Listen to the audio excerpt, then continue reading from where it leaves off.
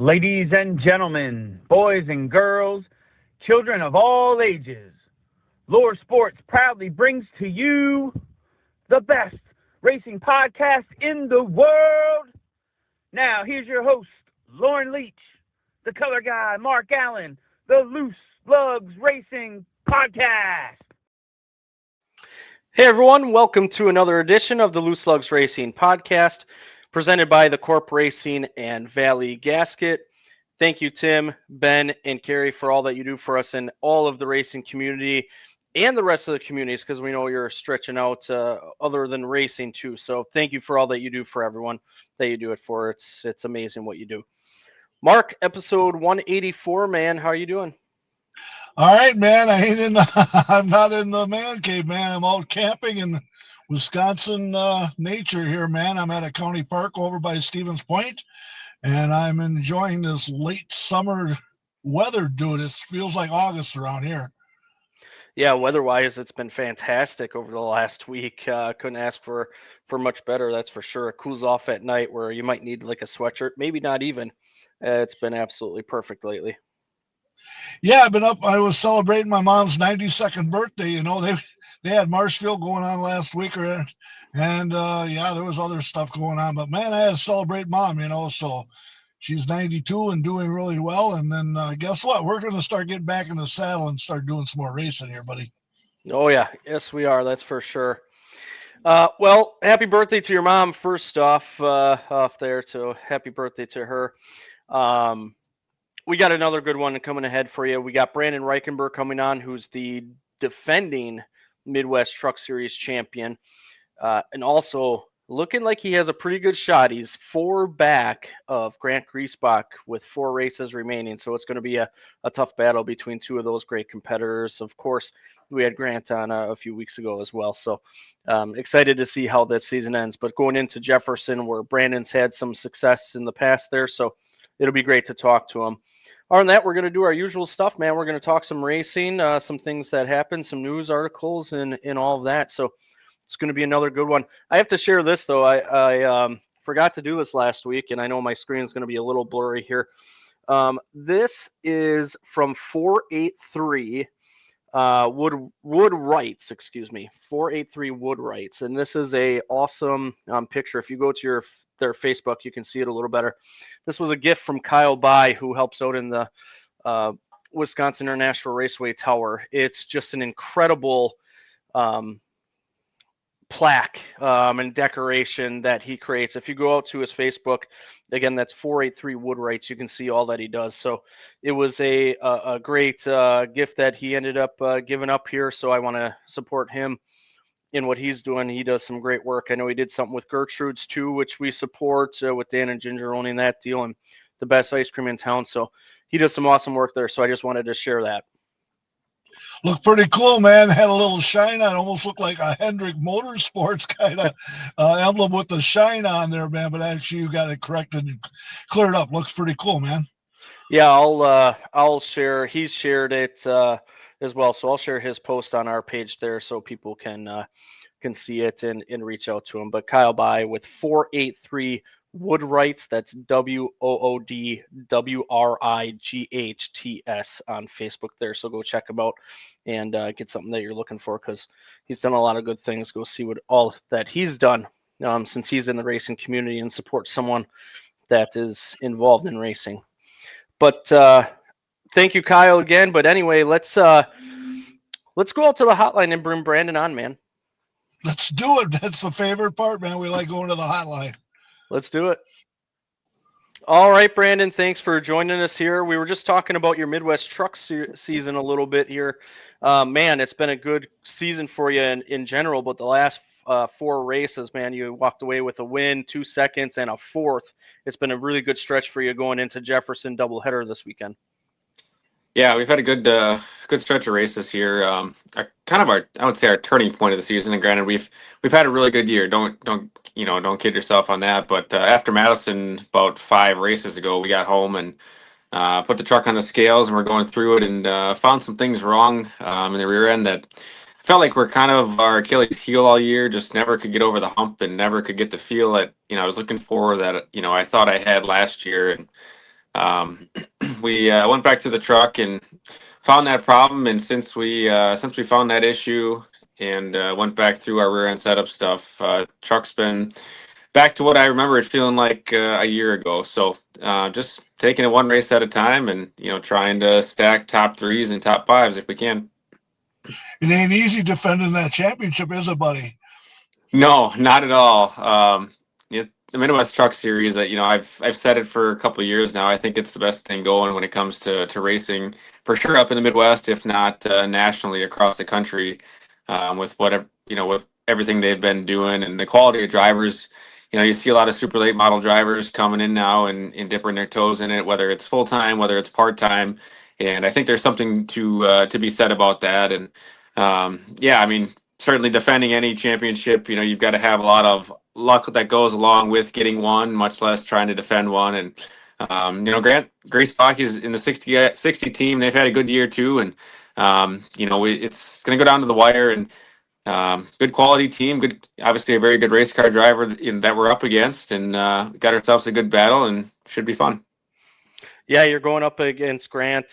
We talked to him a few weeks ago. He's already picked up a few championships, looking for his first Midwest Truck Series here. So he's going to give you everything he's got for the next few races. To me, this weekend going into Jefferson, though, with it being a doubleheader, I've always kind of circled that as maybe a pivotal point. And a crucial point to the ending of the year, because if something happens on that Friday, that's a quick turnaround to get back on the track for Saturday. Did you feel that way when the schedule came out? How do you feel about going into this weekend? I mean, I feel good about this weekend. Jefferson's my favorite track on the schedule. I've had some success, 1-2 out of the last 3 there in the fall, and for whatever reason, it just fits my driving style, kind of what I grew up on with some of the super late stuff and just finesse, and just kind of have that feel and knowing what I want when we go there. But yeah, as far as the doubleheader, kind of a unique weekend for sure. Friday is qualifying and heat race points, and then just show points for the feature. So everybody's going to get the same amount of points Friday come feature time. And then Saturday is a full-blown normal race for us. So from that standpoint, Friday is obviously qualifying and heat race points. Got to try and go out and get everything we can out of it. And I've always been a believer of playing offense and not playing defense. When you're in these situations, and leave it all on the table and take your best shot and see what happens. And it's one of those deals where you just take it one step at a time. And race days are broke down into a couple different segments between, qualifying, heat races, and features. So it's just trying to cross one off at a time, check the box, and, and try and get maximum points. I think that's the big thing, is get maximum points on the weekend and see where we shake up. You picked up that win at Grundy a few weeks ago. That was one you've been knocking on the door all season, but you finally crossed it off at Grundy there to pick up that win there. It's a track that Mark and I have been to. It's a great track. Talk about picking up that win at Grundy a few weeks ago. Yeah, that was a lot of fun. It was actually the first time I had a chance to race at Grundy. We went down there last year with the trucks and got rained out after 12 or 15 laps of practice. And typical Grundy weekend. It was 95 degrees and hot, sticky. Not, what more can you ask for? But yeah, to me, it's a carbon copy of Norway. It's kind of Norway South for me. And ironically, just so happened that I was running with the quarter mile late models the night before up in Norway, driving Tim Bauman's car. So I kind of felt like I was just driving 4 hours south to go race at a very similar racetrack.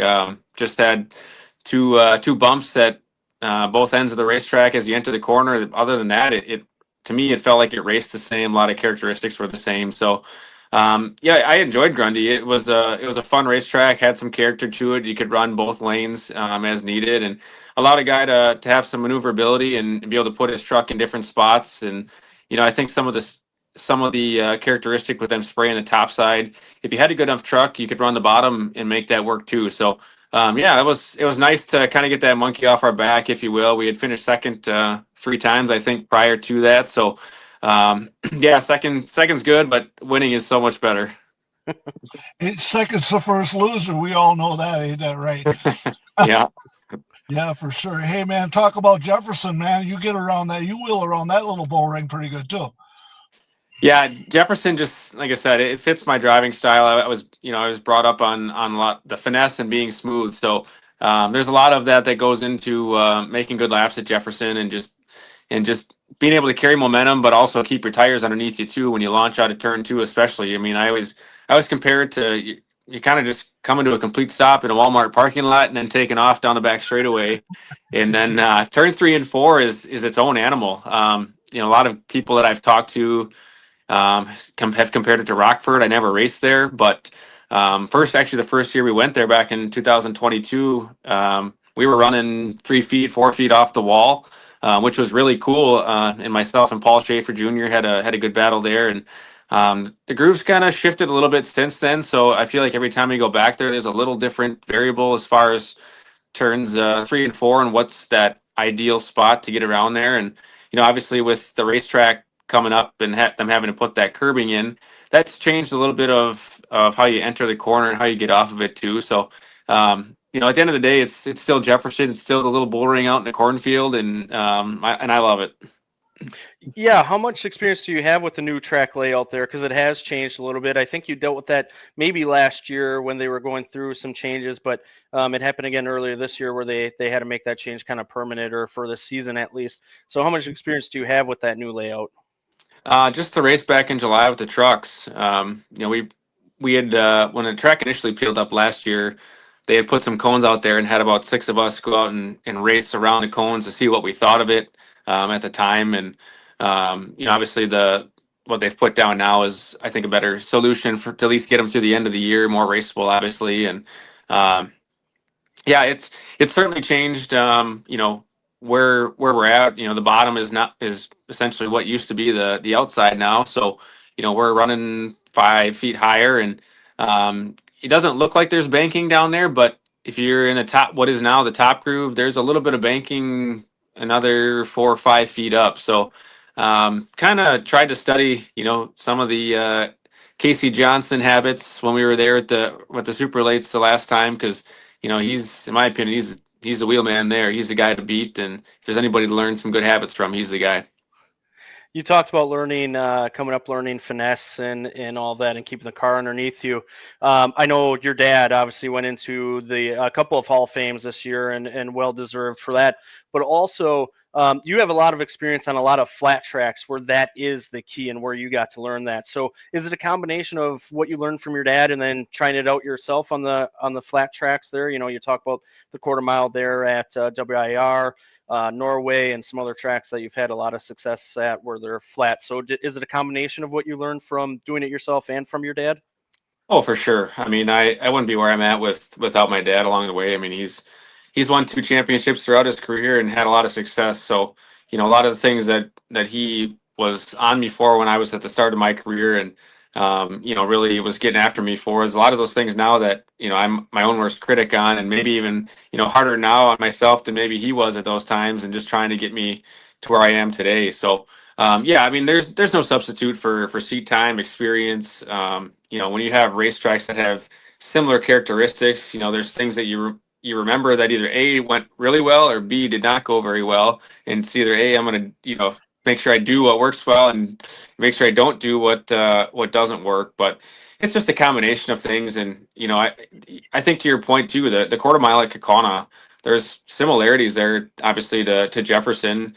Corners are a little bit tighter, but it's flat, and you learn over the course of time and some of those bull rings of what you can do to have some success, to be able to keep your speed up when you're 3 inches away from a guy. You're not 3 feet, maybe like some of these other tracks when you got more space. So, I owe a lot of the success I've had in my career to my dad. And there's certain things too that I'll still try when we go to different places. Like Jefferson, that's a place he never actually raced at. So when we go to there, if I'm trying something different, there's not a lot of on-track experience or any that he has there. It's just a matter of what is he seeing, and what feedback can he give me compared to maybe somebody else, or somebody who's had success there. So a lot of factors that go into having success, for sure.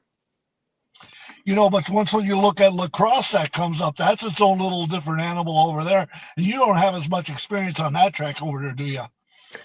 Yeah, I've got just the 3 truck races that I've run the last 3 years.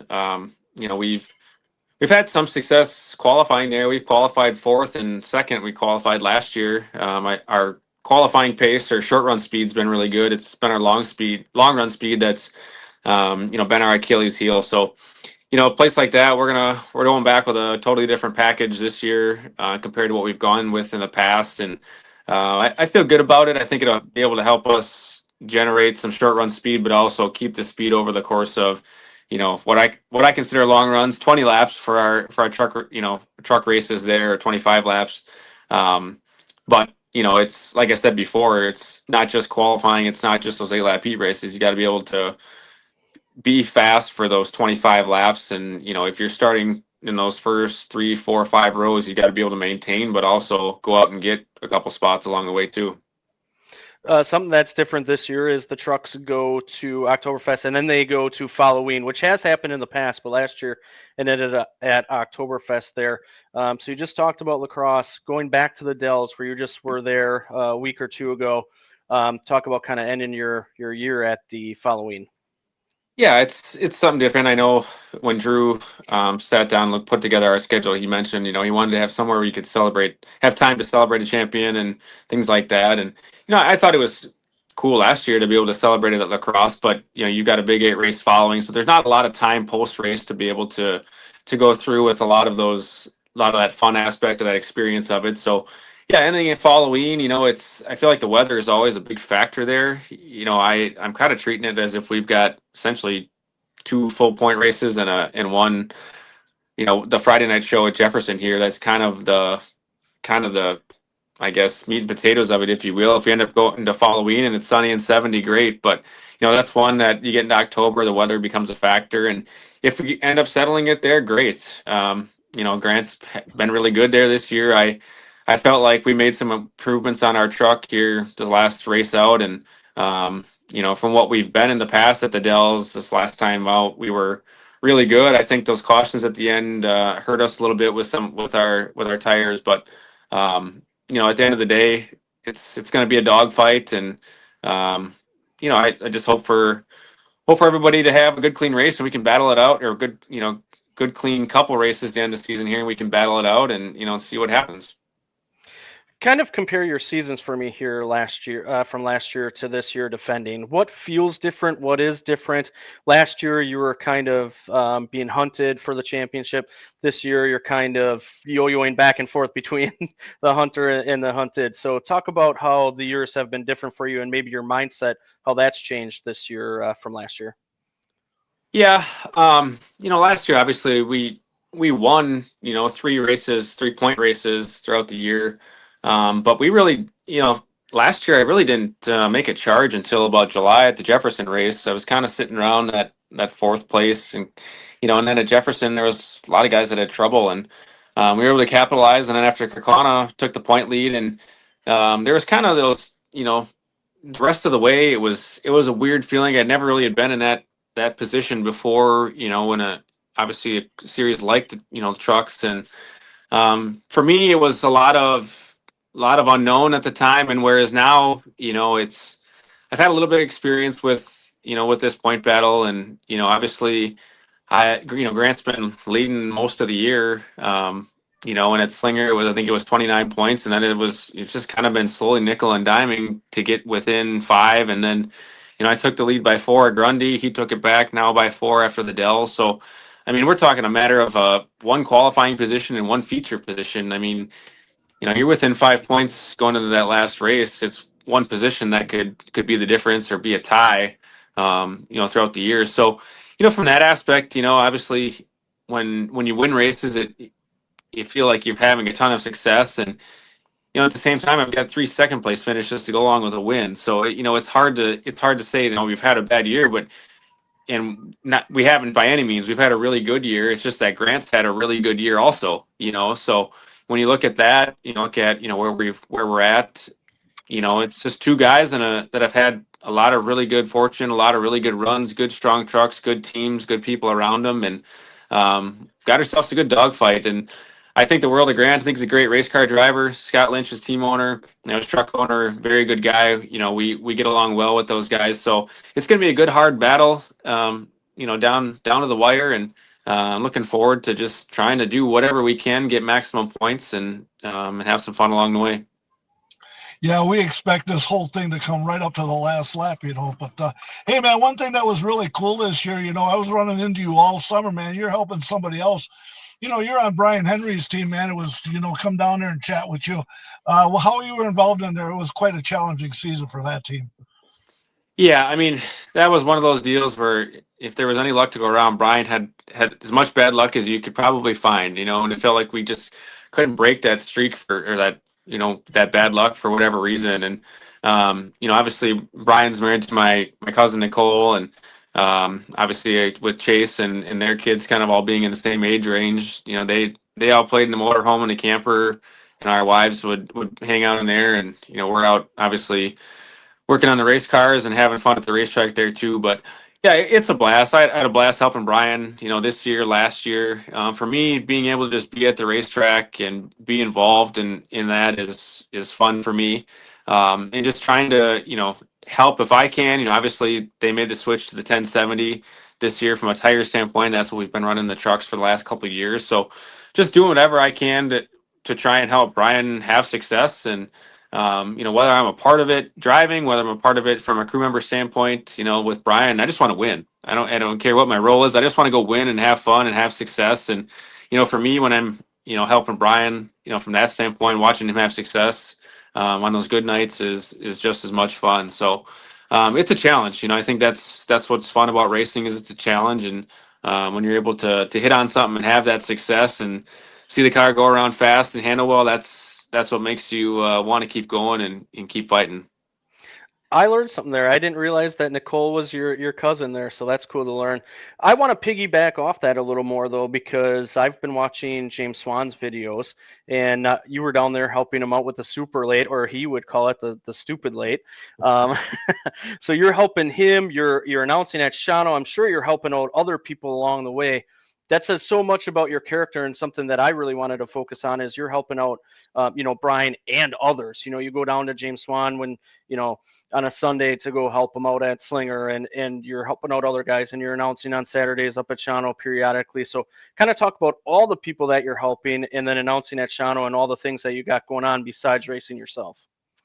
Yeah, I always say April through October. That's my favorite time of year, and I do as much as I can, from to being involved with racing. And yeah, I mean, from helping James, I mean, James is somebody I've got a ton of respect for. I've looked up to him since I started running the truck series, and over the course of time, I've gone over and asked James questions, and just he's always been willing to give me an honest answer. If I ask him a question, he's not going to give me some answer to just kind of get me to go away or give me something that's going to steer me in the wrong direction. He's been honest. He's been upfront, and I have a ton of respect for that, and I'm super appreciative of that. And like I said, I just like being part of racing, being involved, being at the racetrack, and trying to even learn things. I think that's something too where you can always learn something. Somebody might do something a different way. Maybe you can bring something that they can take away from it, and it's so there's things like that. Even with the truck stuff, him and I have talked about some things at different places that maybe maybe we run better than he does, or he runs better than we do, kind of thing, and just gone back and forth. And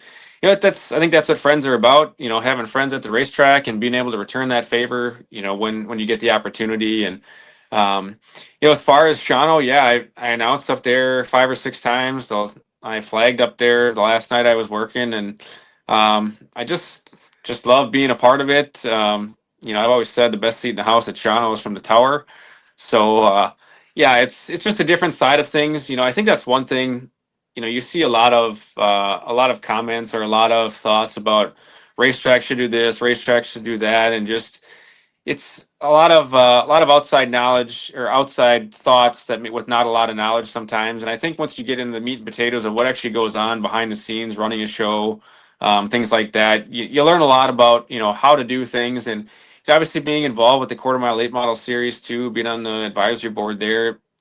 Tim Bauman and I worked a lot this summer to try and promote some of those races, and just trying to apply some of the things maybe I've learned from Shano and some of the stuff that they've done that's worked well, maybe hasn't worked well.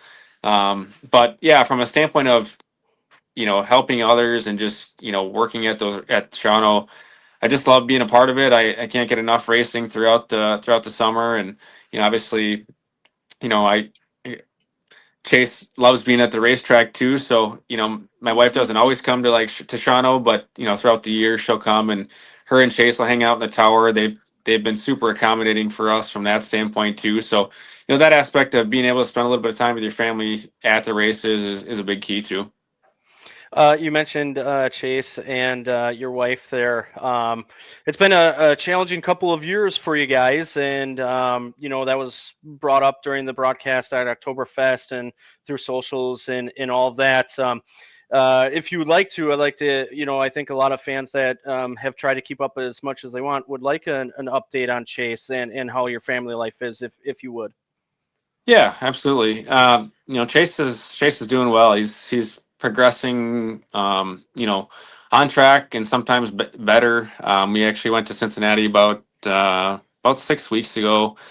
We spent a couple days down there with some follow ups, some checkups, and things like that. And obviously he had his big surgery last October, so there's been a lot of following on that, and just trying to get some of his airway, just simple things like inhalers figured out, and just little things like that. And um, his speech, his mobility, everything like that. I mean, just in the last 2 months, 3 months alone, has come so far to where he's starting to put together short sentences, and he loves being at the racetrack. He loves being in the shop. I mean, we can't go out to the shop out at my dad's house without him like having to see the truck. We have to open the garage door. Truck, truck, truck. Everything is truck. And he gets up in the morning and it's not hi mom, hi dad, it's race cars, race cars. All we hear about is race cars, and we turn right out of our neighborhood. We live 8 minutes just west of Kaukauna here, WIR, and he knows how to get to the racetrack. If we don't go to the racetrack, we turn off sooner. We get to hear about it, how he wants to go to the racetrack. So it's been fun. He loves going for bike rides now, and things like that, and just at the racetrack, he wants, if I'm setting tire pressures, he wants to come push the button. So he's becoming more involved that way. And from an overall standpoint of everything that he had going on, and obviously respiratory wise and airway wise, he's doing well, to the point where we're able to actually just have yearly checkups in Cincinnati with some of that stuff. So we've been very blessed, very fortunate to have the support of a lot of people, over the last few years, and appreciate that a lot. And like I said, thankful that things are going in the right direction, and it's getting more fun by the day for sure. Yeah, I see him at the track, man. He's high octane, but thinking of a race car all the time, that's just a typical Reichenberger, right? Yeah, I think he fits in well there. I tell you what, it's a great to see Chase, Mary, and you at the track, and you guys are always happy and helping out someone. I want to go back to that because it means so much when I see you guys and all that you're doing, because I hope it's okay that I say that, she's a teacher, you were a high school basketball coach. To me, that, and then you continue to help these racing community people. You're just all about helping wherever you can in the community. So it's even bigger than what I even acknowledged. Yeah, it came to a point, where with basketball, I enjoyed doing it. It was one of those things where, I would have been great to keep going, but with racing and everything else that I have going on with Mary and Chase, it's just a matter of time. And there's only so much time in a day, and obviously racing takes a lot of time to do it right, much like coaching basketball did, and it just wasn't fair to anybody to shortcut one way or the other, and it was just time to put it aside. I'm actually going to do some officiating this year and to still stay involved that way, but those nights are an hour and a half or 2 hours night, versus where I was it was 4 or 5 hours a night when it came to basketball over the winter. And it's not every day when you're officiating either. You can do it as much as you want or as little as you want, and have a little bit of freedom there too. So yeah, we're gonna enjoy some time together. And obviously,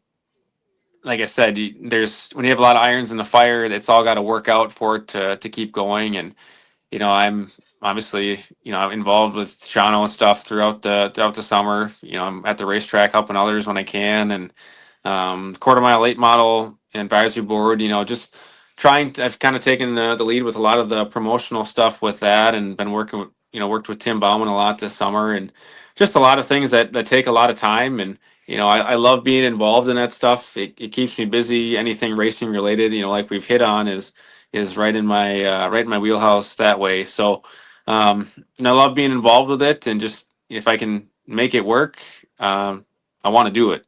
So yeah, it's a lot, but like I said, it's fulfilling also at the same time. Yeah, again, I think that says a lot about your character and your family dynamic and everything with the community. And I can tell you, from someone who sees it from afar, but not as close on some of those aspects, it's greatly appreciated. I know a lot of people in the community, whether it be racing or the local, community stuff, it's greatly appreciated. Hey, man, what are you looking forward to most for the rest of the season here, and maybe after it? What's the plan? I don't know. Just having fun with with the rest of the year as much as we can. Try not to get too involved and think about points as much as it's so hard to do. But just trying to go out and win races, and looking forward to finishing up the year strong here. Gonna attempt the Big 8 race with Dan Devine and Macville Motorsports, also out of lacrosse, and try and do double duty. And that's going to be a challenge in itself. I know it's part of the All-Star thing, so there's probably going to be 45, 50 cars, and um, got a new motor combination that we're gonna try out there, and just see where things shake out, and just go see what we can learn there. And if we're able to sneak ourselves into the show and go do it, then I guess we'll go make 48 laps, I think is what it is, and do some double duty. Um, but honestly, as far as the off-season stuff, now that I'm not coaching basketball, just looking forward to the time with my family, having some freedom to. We're gonna go on vacation over Thanksgiving. We're gonna head down to Bradenton, to the Freedom Factory, for the Bigley Memorial 128, and spend a long weekend down there. Spend a couple days before and after, just doing whatever my wife wants to do. If it's go hang out at the beach or go to the shops, whatever, we'll do that for a couple days. But and then Friday, Saturday, we're gonna hang out at the Freedom Factory at the racetrack. So that'll be a lot of fun. And I've never been to PRI. Gonna go to PRI for the first time this year down in Indianapolis, and see what I can learn. Try and get smarter.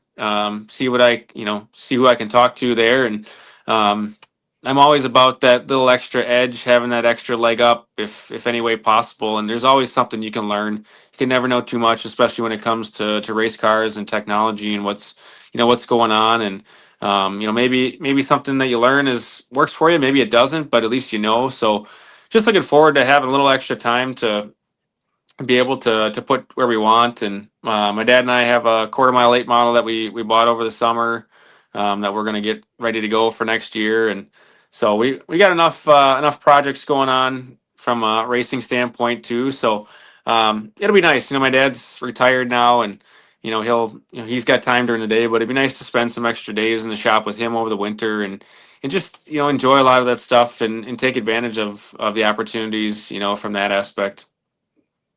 Man, that sounds like one heck of a plan, man. Go fast in the summer and kind of take a break in the winter, man. That sounds just a good combination for you right there.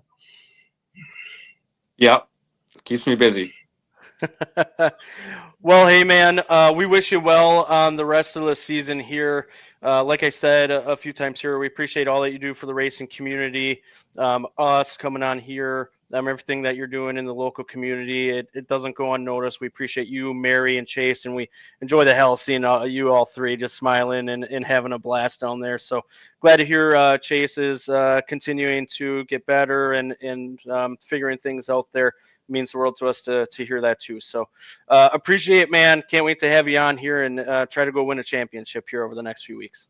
Yeah, thank you. And thank you guys for all you guys do. The coverage you guys provide to the racing world, locally, and, for all of us when we can't be at the racetrack is unbelievable. So thanks for all you guys do to promote the sport, and, stay involved yourselves, and look forward to seeing you guys at some of these tracks coming soon. Hey, man, good luck down in Jefferson, man. Go get a trophy this weekend, huh? Thank you. That's the plan. Well, Mark, it's always great to have Brandon on. I know we had him on last year after that championship, but like I said, it's so great to get that update on Chase, Mary, and himself, and everything that they're doing in the community, racing or local community doesn't go unnoticed. They're just a great family. And, it's a challenge. That first one, they always say the first one's the hard one, but I tell you what, trying to go back to back and defending your title is just as tough.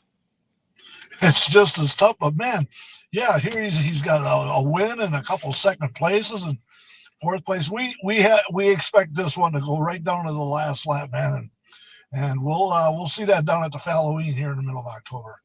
Yes, we will for sure.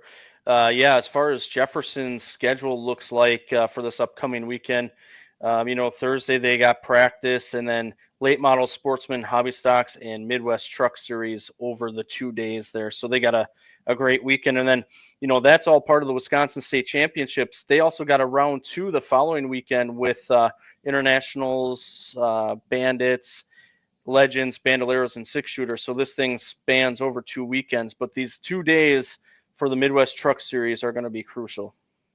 It's huge. That's what it is out there in the cornfield for sure, man. Yep, for sure. So get out to Jefferson this weekend coming up here. Support the Midwest Truck Series. They're a great series, and so they got a great point battle going on. So you're going to see one heck of a show there. Also, what happened during this past week for short track racing, the ASA Stars National Tour had their race, the Glass City 200. That was won by Dawson Sutton. Cole Butcher was second, and Max Reeves rounded out the podium there. Yeah, Ty Majeski got 5th place out of that Toledo. Very good. Guess what, dude? I'm definitely interested in it because that racetrack just very well could end up finding itself on the Fun Tour next year.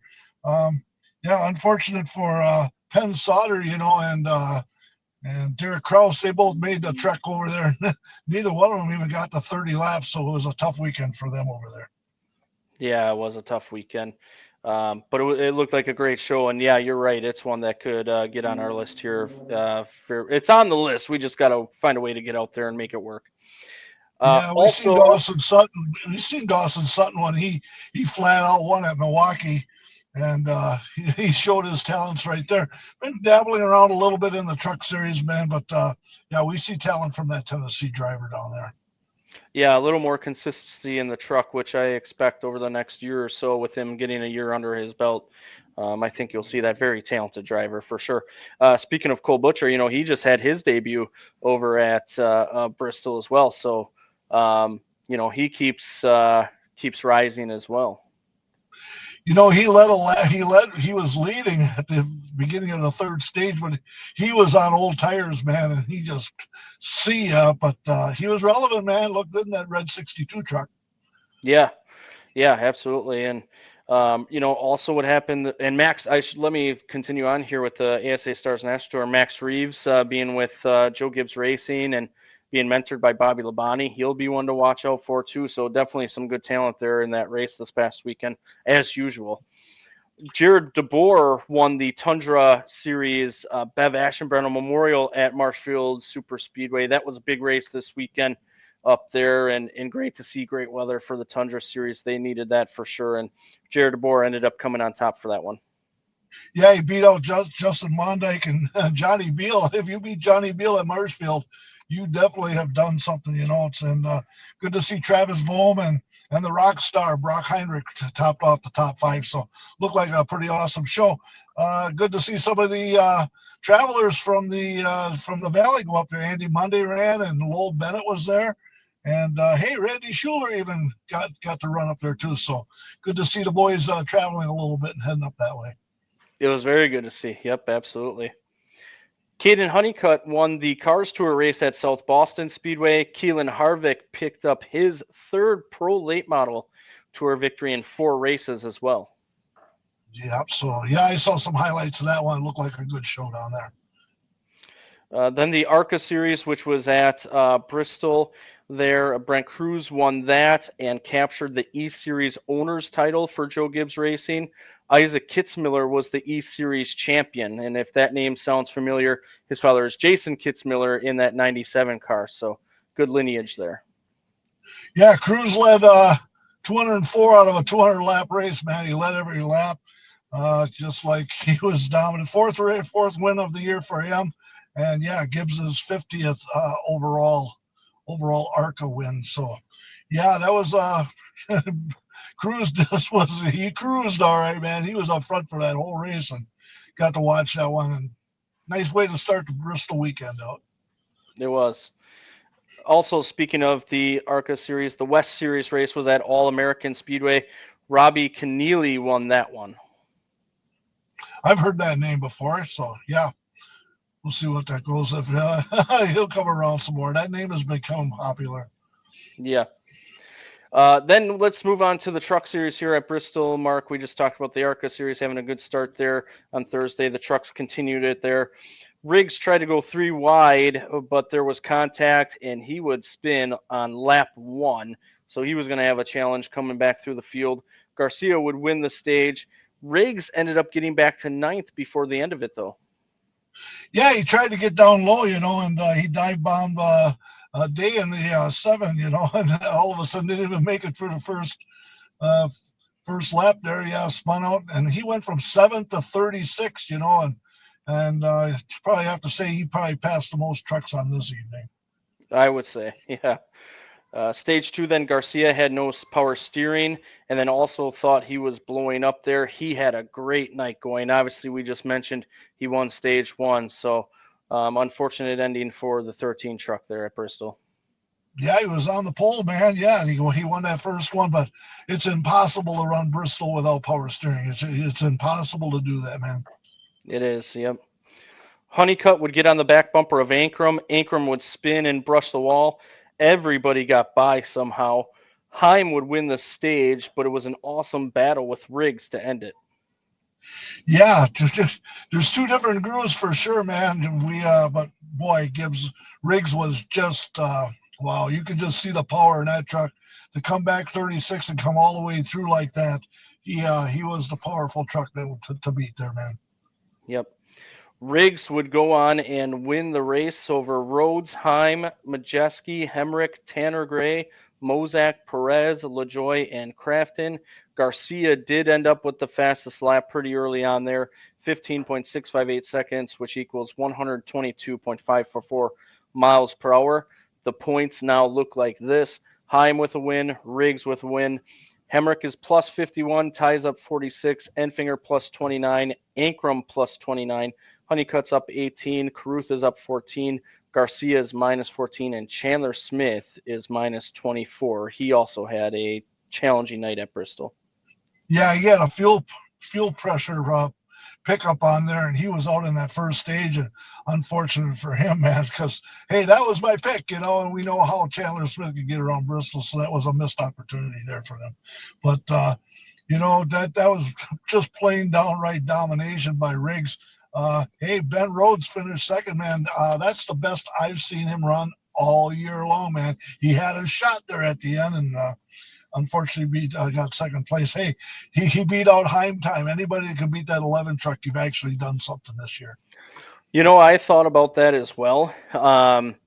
It gets to be playoff time, and also the 99 just rises to the occasion. And if he can find a way to get into the playoffs or pick up a win during the regular season to get into the playoffs, he is definitely one to be messing with. And of course, Bristol there, he finishes second. He's got 2 championships for a reason, man. He knows how to perform at the end of the year. Absolutely. They go into New Hampshire this weekend, where Christopher Bell is the last winner there. That was in 2017. Mark, why don't we talk about our picks going into New Hampshire for the Truck Series here? Yeah, so, you kind of got to look at New Hampshire kind of like at Milwaukee, kind of the same kind of cookie cutter kind of racetrack. And we definitely knew who won at Milwaukee last year, and Riggs won last week. And with Milwaukee, that's a combination for me to take Lane Riggs here on Saturday for the truckers. Yeah, he would definitely be my number 1 driver if you didn't take him. I was going to use him for the last time there. But I'm going to go with someone else who should be strong there. And I'm going to go with Ty Majeski and use him for the last time there for New Hampshire. So Actually, I take that back. I got Majeski for one more. This is only my second time using him, so that might, if Majeski can win there, I might find a way to use him and Riggs one more time with the season ending. Nothing wrong with Majeski on a track like that. We've seen how he got around Milwaukee. This track is in his wheelhouse too, man. So that's going to be a good competition for that truck race there. I didn't realize this either. He was in an interview this past week, and he said New Hampshire is his last like NASCAR OG track that he hasn't been to. So he mentioned that too. So he hasn't been to the place just yet. Hopefully he can get around there like I do on iRacing. I love that racetrack. There's just something about that track that I can just, and it ain't like Milwaukee. It's different, but for some reason I can rip around there. So hopefully he can too this weekend. Yeah. The Xfinity Series then also at Bristol. Kyle Sieg and Honeyman made contact early.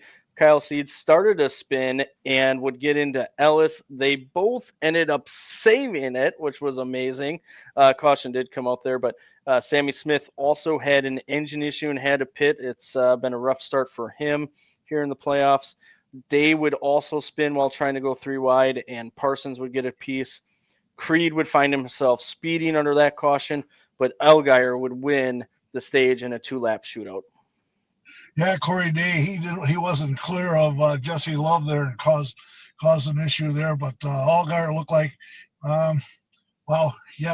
we know how he could get around Bristol, man, so we thought that was the guy to beat at the time, but Zilich is on there, and the spotlight's always on that dude, man. I mean, he had I think in the second stage we're going to talk about a one heck of a save, man. Even the announcer said, boy, we sure do appreciate that talent, And, we see that every week out of that team. Oh, yeah. Ryan Sieg would unfortunately have to pit with a tire issue in stage 2. Zilich would win it barely with a last lap pass over Mayer. Quapple would come back to pit road to tighten the wheel under that caution there. But, yeah, that save was amazing. And then Zilich, he did a power move to get around Sam Mayer on that last one and slung shot right around him, man, and he got up the stage win. So he keeps right on performing, man. I was surprised that Sam Mayer gave him the outside.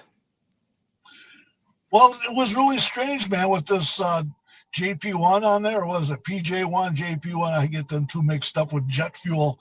When I was in the service, we called it JP5, But anyway, they just put it on the rim of the racetrack down, and I think on Sunday they even added a little bit more.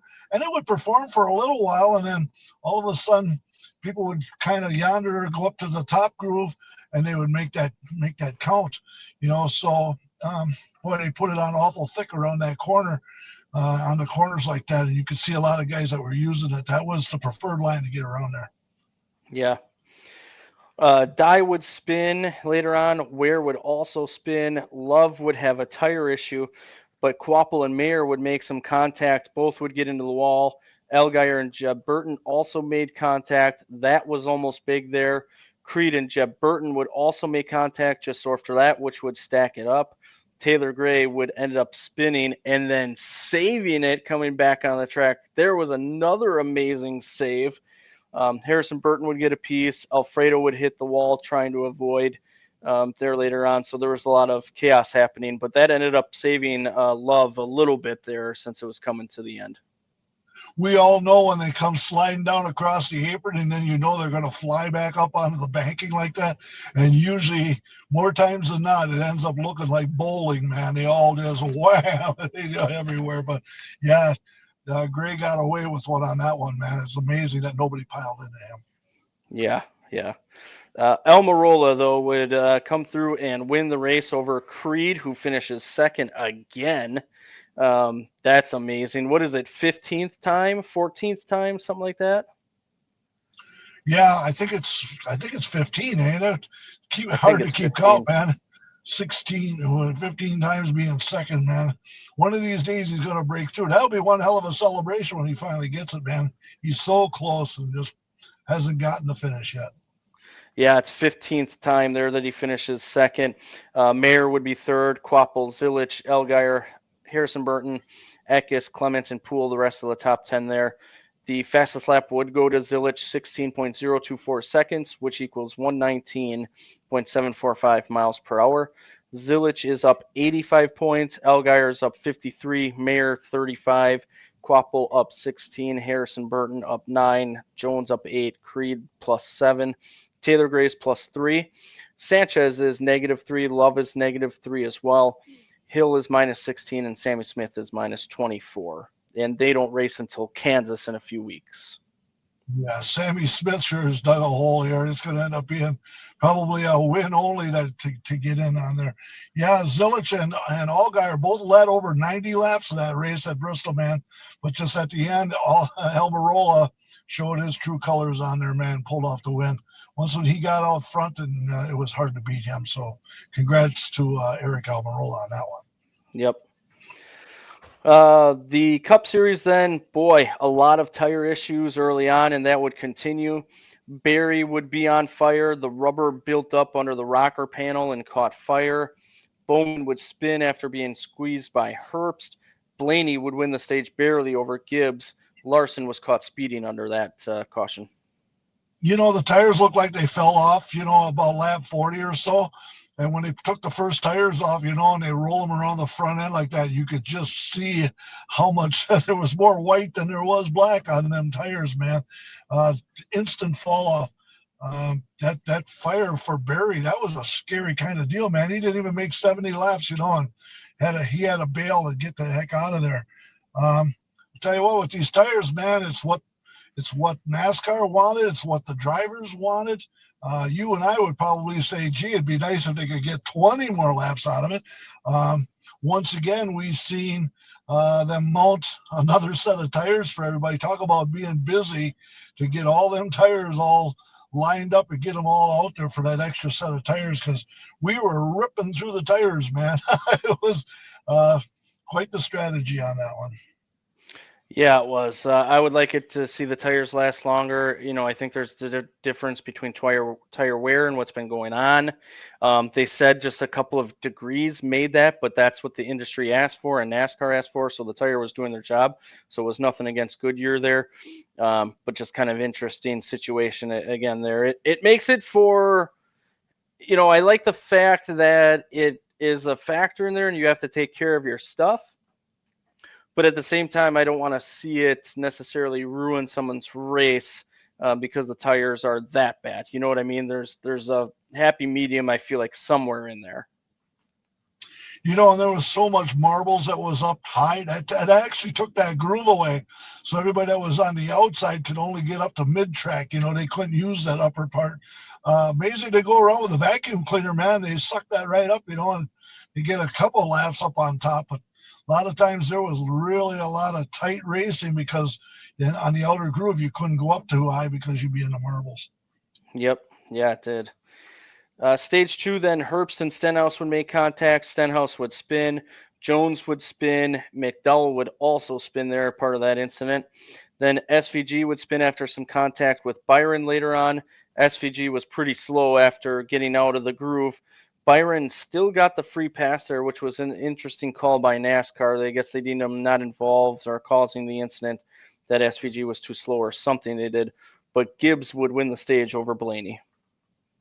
Boy, SVG, man, it's a head scratcher, man. He's struggling on these ovals, man. But yeah, he keeps slugging away at it, man. He'll probably learn it someday, but he's struggling right now on these short ovals. Yeah, he is. This is where Goodyear said they would release an extra set of tires, which they did. But then Ty Dillon would get into SVG, and SVG would spin again. Ty Dillon thought that they were going to be 3 wide later on and goes up the track, but Custer was there and spin, so Ty Dillon was involved in a few incidents there. Gregson and Gilliland would make some contact with Gregson going around, and then Elliott tries to get back down into the bottom lane, but Nemechek was there. Nemechek was also getting shoved by Hamlin there. It just stacked it up, and Elliott would wreck pretty hard there. That was a hard hit, man.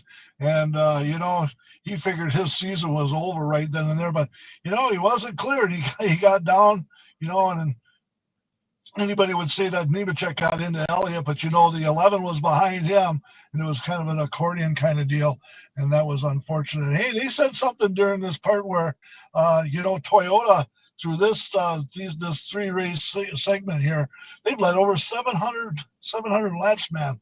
So Toyota's really come around here at the end to show up in the championship round. Yeah, this round belonged to Toyota and Joe Gibbs Racing, and guess what? The next round suits them pretty well as well, but we'll get into that in just a second. Wallace and Stenhouse would make contact with Stenhouse spinning. Stenhouse would then get into Larson, who goes up the track and into Suarez. Larson would have a broken toe link due to that deal. Hamlin would then lose a wheel while racing. It collected Elmendinger, and Byron also got a piece of it. Thankfully, the tire stayed on track. It was also announced today that Joe Gibbs Racing will defer the Hamlin pit crew suspension 1 week. So Hamlin will have his regular crew for New Hampshire coming up here, and then there'll be replacements for the next 2 at Kansas and the Charlotte Road Course, which is something that NASCAR has allowed them to do this year, is defer penalties 1 week there if it's a I forget what they call it, but under certain penalties, you can defer it 1 week. So they've chosen to do so. Yeah, it was thought about that maybe the rim got cut or got broke, but figured out all of a sudden, is there going to be a penalty coming out of there? Well, guess what? We found that out today, and unfortunate there, man.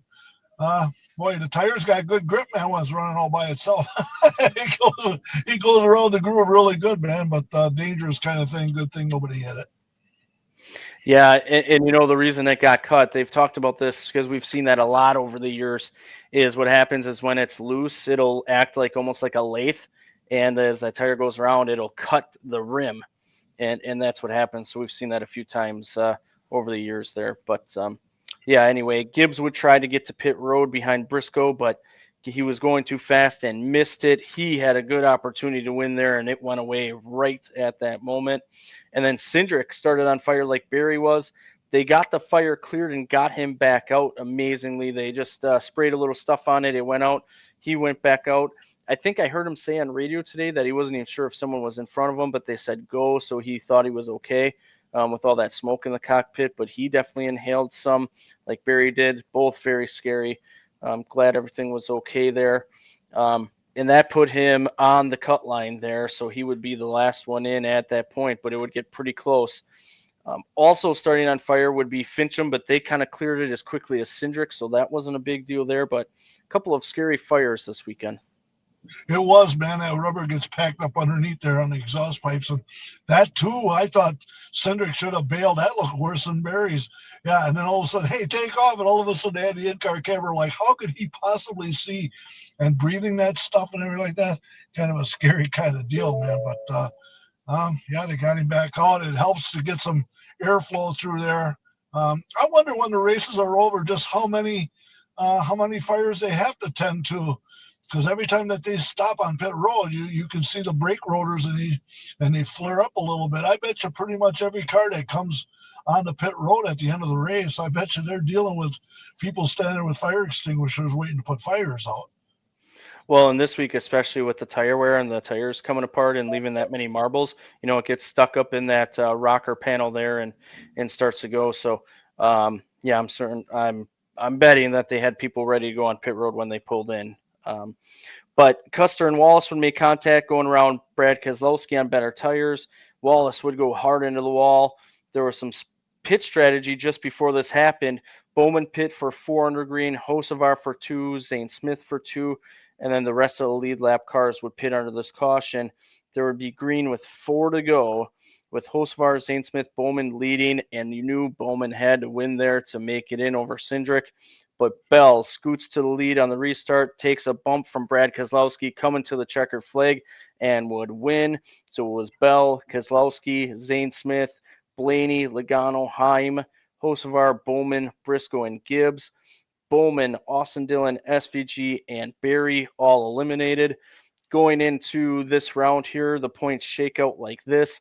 Hamlin is up 26, Larson up 24, Byron up 24, Bell plus 20, Blaney plus 19, Briscoe plus 10, Elliott plus 5, Wallace plus 1, Cindric minus 1, Chastain minus 2, Logano -2 as well, and Reddick -3. The fastest lap at Bristol went to Allmendinger, 15.549 seconds, 123.403 miles per hour. And they're heading to New Hampshire, where the defending winner is none other than Christopher Bell, who just won the race at Bristol. So he was the winner of the truck race last, and then he's also the last Cup winner too, huh? Wow. So Yes. okay, so we figure out that he can do really well at New Hampshire. He can, yeah. Yeah. I would say that that's pretty obvious here. Hey, also, did you hear Ryan Blaney's radio where his 4-year-old nephew came on, found his wife's radio and came on and started talking to him? That was pretty cool, wasn't it? Giving Dad an old pep talk. That was pretty funny, and I know that Ryan had a good time with that as well there. But I think they're working on that button to get fixed to make sure it doesn't work anymore. Or it's harder than it was, because I guess he was talking to one of the nephew that did it.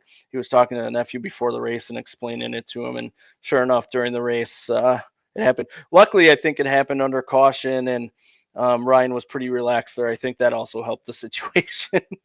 Yeah, but it's kind of unexpected. But hey, Keselowski, he put the leather to Bell on that last lap for a bump and run, but it was just so square that it didn't affect Bell. Wow, how about Zane Smith, man, getting a podium? He even was running good in the stages, and then Heim time. Also the 67 car, like what? All of a sudden he pops the top 6. So yeah, quite an interesting race. Bowman got back to 8th, definitely had to win. If he would have won the race, well, then he would have knocked Chase Elliott out, his teammate, and tried some strategy, but them tires just didn't last long enough. And then that was his strategy went out the window, so it was unfortunate for him. Yeah. So like I said, Christopher Bell, the defending winner there. Let's make our picks here, Mark. Talk about some news in the TV thing and get out of here. So go ahead with your pick. Gee, I think I'll take Christopher Bell. How does that sound, buddy? Yeah. How easy can that be? And I'll take the other favorite, Denny Hamlin there. So I think Denny Hamlin has 3 wins there. Christopher Bell has a few as well. So I think they're the favorites going into New Hampshire. So it should be an interesting race. Toyota, yeah, they sure came to the party here at the end, man. They look like the ones to beat right at this time. They do, that's for sure. And like I said, this round too shapes up well for them, so could see more of it. Let's talk about some news here before we talk about the TV schedule coming up for this weekend. I tell you what, I'm going to start with this. Rico Abreu announced today that he is going to drive for Tony Stewart Racing. They're going to be in the Kubota High Limits series there. So, boy, what a combination that could be with Rico and Tony Stewart Racing.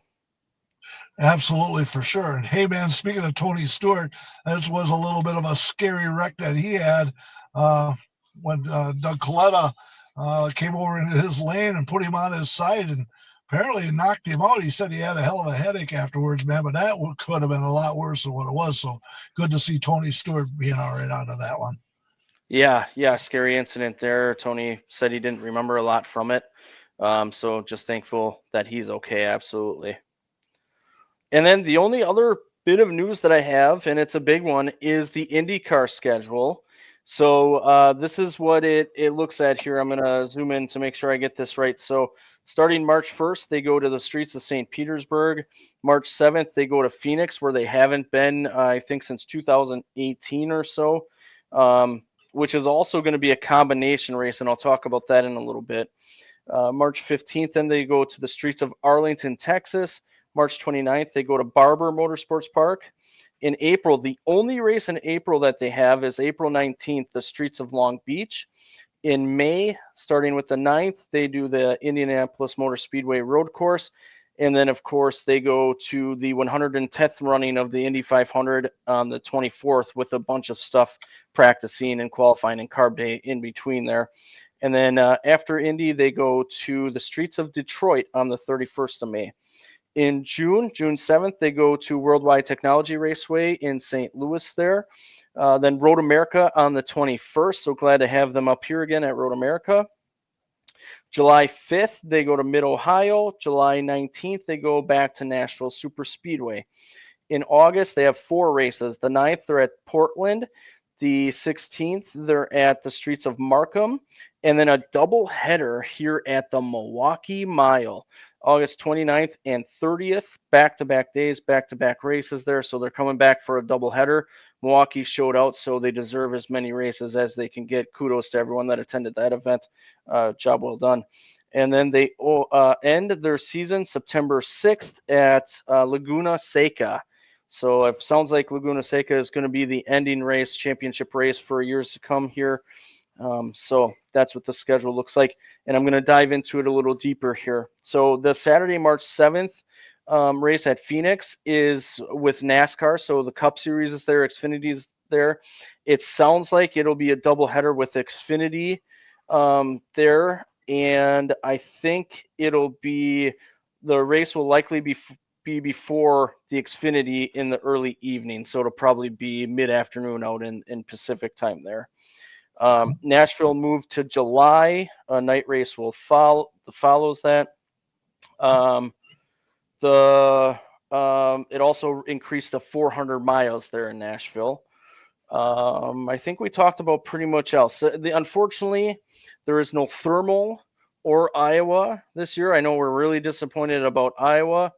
Happy for Milwaukee, but disappointed that Iowa couldn't come back there. They're hopeful to go to Mexico City in 2027. Also, the streets of DC is not feasible in 2026, it sounds like, so that might be delayed. But the interesting thing there is it's got 4 races in 5 weeks at one point, and then the Xfinity and Cup out at Phoenix with them, that kind of double header there, which will be great for the sport as well. What do you know about Markham? I saw that and I do not know what that place is. Tell me about it. I don't know much about it as well. It's up in Canada there, so I know Canada came together and wanted a race up in Canada there, so that is where it'll be. So I know they were working on trying to get it in there. So trying to find out some more information on the fly here. Find out about it, because I saw that and I'm going, where's that? I didn't know. I guess I got to find out. Yeah, so it's the Ontario Honda Dealers Indy race in Markham, Ontario. So it'll be held in the vibrant downtown core of Markham Center, which is adjacent to Toronto. Sounds like it's going to be a 12-turn, 2.19 mile layout. So it'll be cool for them to go back up to Canada too. There's a lot of race fans up there that have been itching for some racing. So good deal there. Yep, they'll support that up there for sure. Mm-hmm. Yes, they will. All right, man. Anything you want to talk about before I get into the TV schedule for New Hampshire? By gum, I think we covered it all, man. So let's see what's going on TV. All right, TV schedule for Loudon, New Hampshire coming up. Friday, 11:30 is modified practice. 1:45 is modified qualifying. I don't think those are on TV, but they're going on up there. At 3:05 on FS2 is truck practice and qualifying. A 50-minute practice for all trucks. It's in the 70s with 0% chance all of Friday. Saturday, then 8:15 on Flow is the modified 100 race. Then 11 o'clock on FS1, the Truck Series race gets going, stages of 55, 55, and 65. And then on 2 o'clock on True TV is Cup practice and qualifying. It'll be in the 60s. It sounds like it'll be a little cooler for the mod race since it's so early. It'll be in the 50s for that with 0% chance. Sunday, then, 12:30 USA pre-race. 1 o'clock on USA, the Cup Series race gets going. Stages of 70, 115, and 116 in the 70s with 0% chance once again. So a beautiful weekend out in Loudon, New Hampshire. We like 0. We like that a lot. Yes, we do. So Yeah, get out to some short tracks. I know Plymouth Dirt Track is having a race this weekend as well. So I know, Mark, you might be heading to that. I might be as well. Elko with the Midwest Tour is also happening. So that is an awesome facility. Of course, the Midwest Tour is a great series, so get out there. Jefferson has their doubleheader with the Midwest Trucks headlining that. So get down there. Support all the local sport tracks that are going on that you can. I know they greatly appreciate it. We need them around forever, so get out and support your local short tracks. Other than that, you heard the NASCAR schedule there going on this weekend. So hope everyone has a great week here, a more positive week coming up here. You know, you live for today, and be a positive person, make an impact. So that's what I'll leave you with this time. Mark, thank you. Thank you, Tim, Ben, and Carrie, for everything that you do for us and for everyone as well. And thank you to everyone for your support. It means the absolute world to us. So, hey, man, that's it for now, and we'll talk to you soon. We'll see you at the track, man. See ya.